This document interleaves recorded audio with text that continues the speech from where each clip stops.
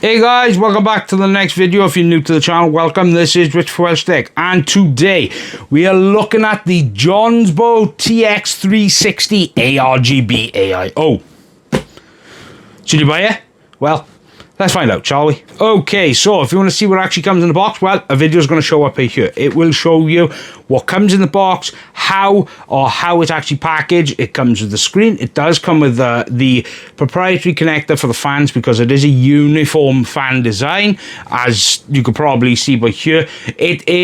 It will show you the brackets that it supports for Intel as well as AMD. It'll show you the screen. It'll show you the overall radiator. It'll show you the tubes. It'll show you the overall unboxing experience. But when it comes to specs, I will put the specs of the fans as well as the pump up on screen. But when it comes to the actual screen, the screen is a 3.95 inch LCD display. It is a 480 by 480 at 450 nits peak brightness.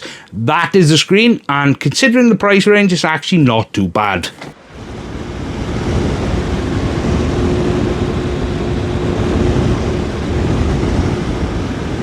Okay, so when it comes to the actual test system, it is my AM5 platform, so Ryzen 9 7900. It does have a X870 Wi-Fi motherboard from Sapphire. It has 32 gigs of DDR5 from Apacer. It does have an RX 7800 XT. It has a 2TB Gen 5 from Kingston, a 2TB Gen 4 from Samsung. It does have a 1200 watt platinum power supply from Enermax, and it is housed in the BQED Shadowbase 800FX. Okay, so when it comes to the actual testings, the exact same methods I do: Cinebench R23, Blender Pavilion, Blender Classroom, and 3D Mark CPU test, and I do it at 50 and 100%. Why? Because each test does hit the CPU differently. Now, when it comes to the Cinebench R23, temperatures, the idles are 31 with a max of 80. The Blender Pavilion were an idle at 31 with a max of 78. The Blender Classroom idles 31 with a max of 78, and 3D Mark CPU test, the idles 31 with a max of 73 Celsius. Now, as for the CPU power draw, the high was 176 with a low at 169, and the CPU clocks were high at 5.4 and low at 5 gigahertz. Now, for the 100% fan speed, the Cinebench R23, the idles did creep up a little at 33 degrees, but the max did come down by 1 degree. That could be easily a margin of error at 79 degrees. Now, the Blender Pavilion, the idles are 33 with a max of 76. The Blender Classroom, idles 33 with a max of 75. And 3D Mark CPU test, the idles were 33 with a max of 71 Celsius.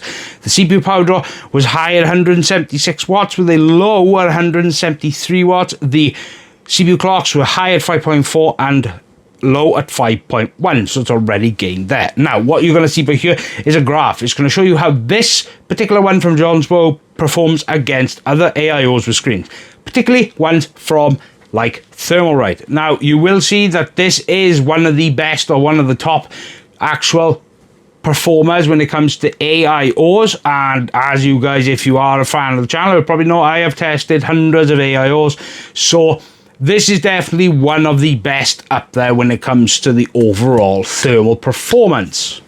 Okay, so first of all, we'll have to start off with the brackets. Now, these are the AMD brackets, specifically for AMD, of course. Now, how these actually go in is like this. So, they only go in one particular way, and this is how they go in. Just like this. They will slide in. Now, you do get little screws here, like this. Screw in this side first. And when that's done, you do the other side, just like this. Like that. Then you screw this part in, and then we will get to thermal paste. Now, as for thermal paste, this is the thermal paste I use. This is the Thermal Grizzly. Or not, I use it on AIOs and CPU coolers only unless the AIO comes with pre-applied thermal paste, like some do. Not every brand does that. Just the same with CPU coolers. If they come with pre-applied, then this is the stuff I use officially for testing. Now, what I want you to do is grab this, making sure all the cables are out of the way, first of all, okay, like this. Place it down, just like this, onto the AM5 backplate, just like that. Now, what you want to do is a crisscross pattern, just like this.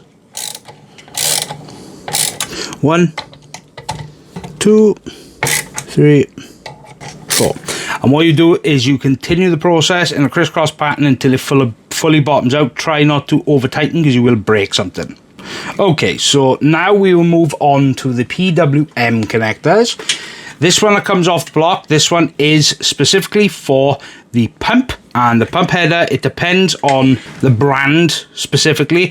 AMD or MSI will have them perhaps a bit closer together. Sapphire, they have them a bit more of apart. So all you do really is just put it down here and plug it in. That's it for the pump. And then for the CPU header is normally toward the CPU socket. It's because it's a lot easier to access. Now, this is the cable that comes off the fans. You have to connect the fans through a Type-C connection, but it does come with a daisy chainable connector. So just connect this down here like this. Push down just like you do with a pump, and that is installed. Now for ARGB, because the fans as well as the pump, it does have ARGB there. What you want to do is grab the ARGB connections. Now both of them, for the fans as well as the AIO, are daisy chainable, so that means that it does come with extra pins on the side. Now what I want you to do is, that is a ARGB header. It's a 3-pin, and what I want you to do is just connect this to that header. Like that. And because the fans as well as the pump block is daisy chainable, you can actually just daisy chain both of them to control the lighting. As for the screen, how to actually install it, well, it's quite easy. Just like this, lower it down and it will just connect by a magnet. Now, this is the USB 2 connector. This is for the screen. This is how you connect it up. And one of these by here, that one and that one, are a USB 2 header. What I want you to do is take this connector and connect it to one of these headers in order to connect the screen. As for the installation, that is it.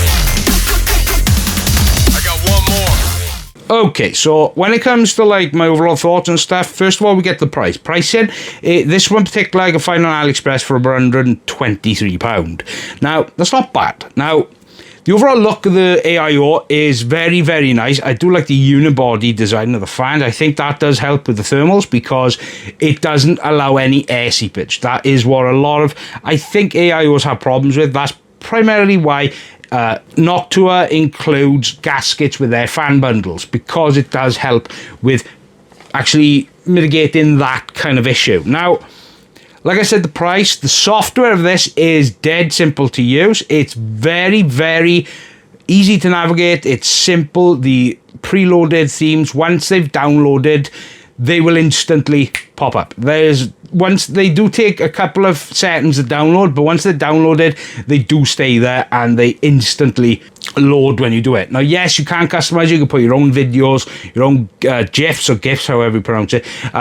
Their own PNGs. You can do your own themes on it as well. The monitoring system on it is quite useful as well, because it does tell you like your screen, it does tell you the CPU power, the CPU thermals, GPU power, CPU thermals. It does a lot of good information because you don't really need hardware info when it comes to this software, because it's actually there already, which is very, very good. Now, the overall design, that is where I really do like this. The infinity mirror on the side of the fans look gorgeous. The ARGB, gorgeous. I do like the overall look, and I think for the £122, I think is actually quite a very, very good value for an AIO, especially in 2026. Now, if you want to buy one, I will try and find a link because I can only find one on AliExpress, but if I can get one, I will for the UK. And I'd like to say a big thank you to Jonsbo. It's I really do like the product. It's very, very nice. I like the RGB. The white color is beautiful. The installation is super easy. The software is very simple to use. And overall, I really like it. If it was a nitpick, it would be just the cables. But that's just a nitpick. And that's easily managed if you do cable management. So, yeah. Look, don't forget to subscribe to the channel. I've got tons of stuff coming. I've got a mini gaming PC. I've got tons of stuff coming, so make sure you subscribe to the channel. And as always, I hope you guys have a fantastic week and weekend ahead of you. This is Rich for WELSHYTECH. Goodbye.